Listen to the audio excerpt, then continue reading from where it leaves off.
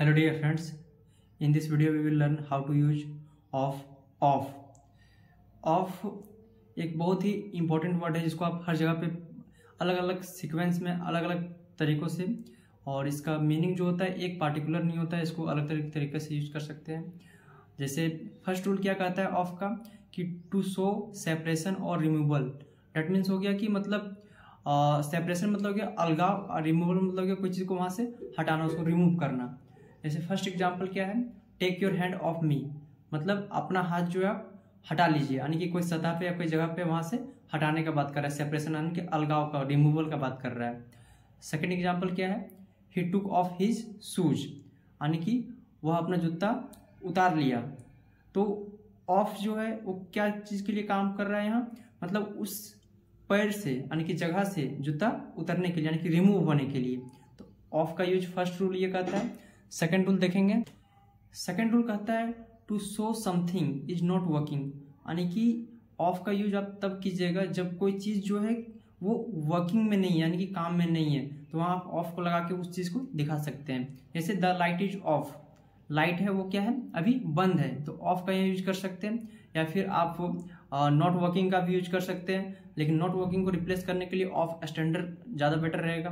फिर आप बोल सकते हैं टर्न ऑफ द फैन, या फिर बोल सकते हैं turn off the AC, turn off the cooler, कुछ भी जो कोई भी गैजेट है या फिर कोई भी चीज़ है जिसको आपको बंद करना है, तो वहाँ टर्न के साथ ऑफ आ गया। या फिर आप स्विच का भी यहाँ यूज कर सकते हैं, switch off the fan, switch off the light, इस तरह आप सेंटेंस को बना सकते हैं। तो ऑफ का यूज क्या हो गया कि कोई चीज़ जो वर्किंग में नहीं है, अभी यूज में नहीं है, यानी कि वो अभी बंद है या किसी वजह से खराब है, उसके लिए भी आप ऑफ का यूज कर सकते हैं।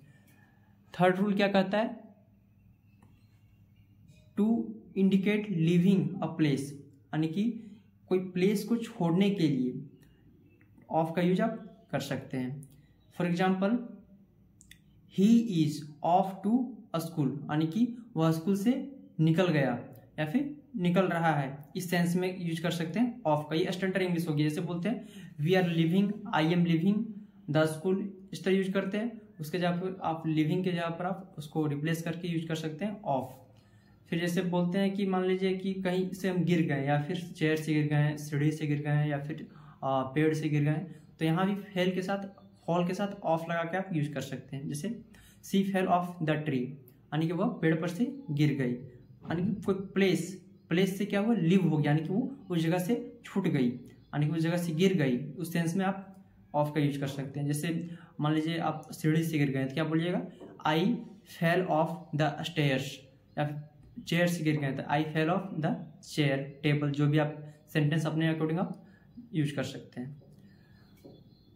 रूल नंबर 4 क्या कहता है, तो आप देखते होंगे बट अभी तक कभी ध्यान नहीं दिए हैं। आप नेक्स्ट बार से इस रूल को पढ़ने के बाद ध्यान दीजिएगा कि जब आप कहीं मॉल या फिर किसी दुकान में, किसी शॉप में से विजिट करते हैं, तो कभी आपको देखने के लिए मिलता होगा कि ऑफ का यूज जो है छूट के लिए यूज किया जा रहा है, ऑफ का यूज जो छूट के लिए किया जा रहा है, या फिर वहाँ डिस्काउंट का भी यूज किया जाता है। तो ये क्या करता है, to describe a discount. For example 20% off all items, या फिर ऐसे आप बोल सकते हैं 50%, कुछ भी आप परसेंटेज लगा के इसके जगह पर ऑफ के जगह पर क्या यूज कर सकते हैं, discount, 20% discount one all item. तो डिस्काउंट को रिप्लेस करके आप ऑफ का यूज कीजिएगा, तो ज़्यादा आपके लिए स्टैंडर्ड होगा और ज़्यादा थोड़ा सा यूनिक लगेगा। तो वीडियो कैसा लगा कमेंट करके बताएं, और आपको ये चारों रूल समझ में आया कि नहीं ये भी बताएं। चारों रूल से एक एक एग्जाम्पल कमेंट बॉक्स में जरूर छोड़ें, ताकि मेरे को भी समझ में आए कि आप लोग को जो मैं बताया वो भली बात ही आपको समझ में आए। तो वीडियो को मैं यहीं एंड करता हूँ। Thank you for watching. जय हिंद, जय भारत।